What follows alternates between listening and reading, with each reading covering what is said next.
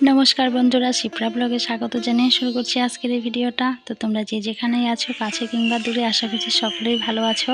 আর আজকের এই ছোট্ট একটা ভিডিও দিয়েছি, কেউ কিন্তু স্কিপ করে দেখো না। তো এইদিকে রান্না করব সকাল সকাল কাঁঠাল। তো এইদিকে দেখো পেঁয়াজ, রসুন, সয়াবিন, তারপরে হচ্ছে এদিকে যে কাঁঠাল ভাপিয়েও নিয়েছি, কিন্তু এদিকে সমস্ত রেডি করা হয়ে গেছে। তো পাটা এদিকে মশলা করব, আর এদিকে ভাতটাও কিন্তু আমি বসিয়ে দিয়েছি। এই যে দেখো ভাত এদিকে কিন্তু উঠাল চলে এসেছে।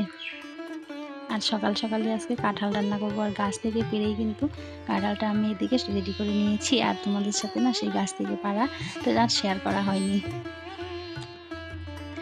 আর এইদিকে দেখো, এই যে সকাল সকালে উনি অতিথি চলে এসেছে। এই পাখিটার কথাই বলছিলাম। তো একদম ভয় পাচ্ছিল না। আমি কিন্তু ঘরের মধ্যে ছিলাম, তবুও ভয় পাচ্ছিল না।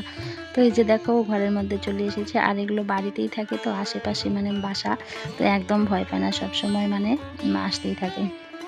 তো কখনো কখনো এতটাই অত্যাচার বেড়ে যায়, মানে সহ্য করা যায় না। তো এটা সেটা ঢাকনা ফেলে দিয়ে মানে খাবার নষ্ট করেও দেয়, এরকম হয়ে যায়। তো এই যে দেখো, এখন আমি কাঁঠালটাকে ভালো করে ভেজে নেব। আলু আর কাঁঠালটা একসাথেই ভেজে নেব, আলাদা করে আর ভাজলাম না। আর অল্প কিছুই রান্না করছি, যেহেতু শুধু একবার খাওয়া হবে সকালে খাওয়ার জন্য। তো এই যে দেখো, ছোট্ট একটা কাঁঠালি পেরেছিলাম, আর কিছু আলু দিয়েছি, আর একটু সোয়াবিন ছিল ঘরের মধ্যে, সেটাও দিয়েছি। প্রথমবার আজকে কিন্তু এভাবে সোয়াবিন দিয়ে রান্না করছিলাম, তাছাড়া সোয়াবিন দিয়ে কিন্তু কাঁঠাল রান্না করি না। তো এদিকে আমার মশলাটাও করা হয়ে গেছে, পাড়ার মধ্যে এদিকে আমি মশলাটা করে নিয়েছি। তো শিলনোড়ায় মশলা করলে না সেই সবজিটা খেতেও কিন্তু বেশি ভালো লাগে। আর আমরা কিন্তু বেশিরভাগ শিলনোড়াতেই মশলা করি, তোমরা তো জানোই। তো এদিকে এই যে এখন আমি কাঁঠালটা ভেজে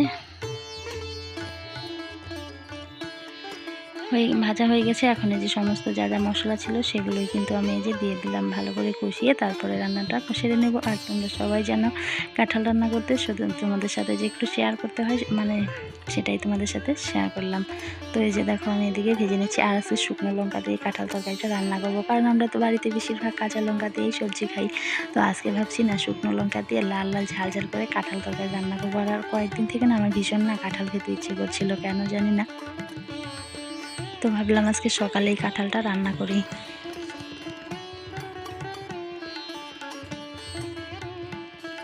তো বন্ধুরা দেখো, হয়ে গেছে। এই দেখো লাল লাল কাঁঠালের ঝোল, আর হচ্ছে এদিকে বেগুন পোড়া, এই যে গাছের একদম গোল লঙ্কা দিয়ে ঝাল ঝাল বেগুন পোড়া, আর হচ্ছে লাল লাল ঝাল ঝাল কাঁঠালের ঝোল সকাল সকাল কিন্তু হয়ে গেছে। আর তোমাদের তো বললাম, তো এখানে দুদিনের ভিডিও শেয়ার করেছিলাম। তো এই যে দেখো, এইদিকে হেলিকপ্টার যাচ্ছিল, কতটা নিচু দিয়ে যাচ্ছিল। কোনো নেতা এসেছে আর কি, আমাদের সামনে স্কুল আছে, হাই স্কুলে, সেখানটায় কিন্তু।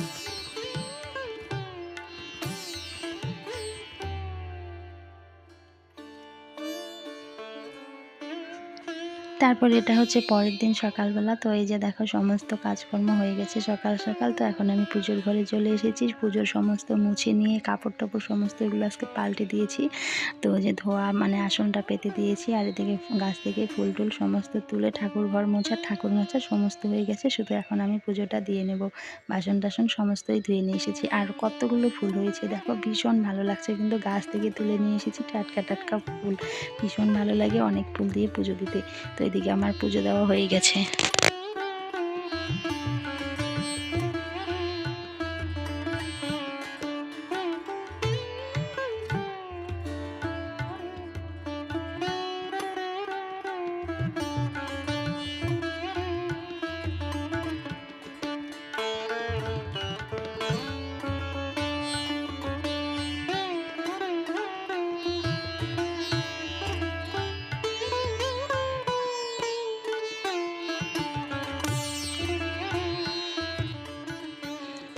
আর দেখো বন্ধুরা, কারা এলো আমাদের বাড়িতে। আমার ভাই এলো না, তো কার ভাই এলো, তো চলো তোমাদের সাথে শেয়ার করি। তো আমার ভাই আসেনি, তাই কি হয়েছে, তো আমার মেয়ের ভাই এসেছে, মানে আমার দুই ভাস্তা এসেছে বোনের হাতে ছাতু খাওয়ার জন্য। ওরা কিন্তু এই প্রথমবারই আসলো। তো এই দুটো হচ্ছে আমার ভাস্তা, আর এই যে আমার মেয়ে ওদেরকে ছাতু দিচ্ছে। আর আমার শ্বশুরবাড়িতে নিয়ম যে ভাই ছাতু দিতে হয়।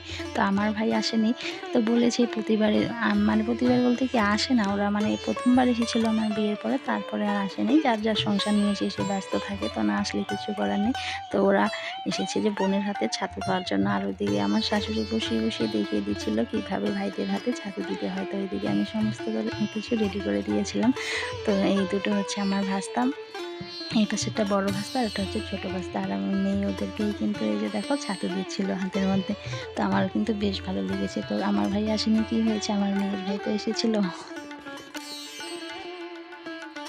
আর একেকটা জায়গার একেকটা নিয়ম। তো আমার বাবার বাড়িতে আবার এরকম নিয়ম নাই যে ভাইকে ছাতু দিতে হয় বা ভাইফোঁটা, এগুলো কোনো কিছুই নিয়ম নেই বাড়িতে।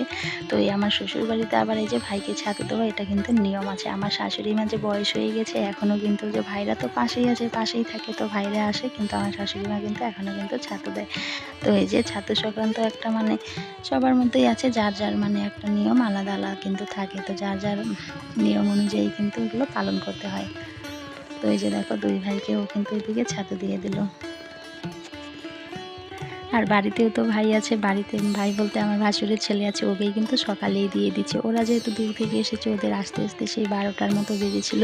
তো মেয়ে কিন্তু না খেয়ে থাকেনি। সকালে যে বাড়িতে ভাই ছিল সেই ভাইকে সকালে না খেয়ে দিয়ে দিয়েছে। ওরা পরে এসেছিল জন্য তো ওদের খেয়ে দিয়েই দিয়েছে। আর কি হয়েছে, ছোট মানুষ, তাতে কোনো কিছু না কিন্তু। তো বলছিলাম প্রণাম কর, প্রণাম কর, ওরা তো তোর দাদা হয়। আর ও লজ্জা পাচ্ছিল ভীষণ কিন্তু। তাহলে বন্ধুরা আজকের ভিডিওটা এখানেই এন্ড করছি। টাটা বাই, দেখা হচ্ছে পরের কোনো ভিডিওতে।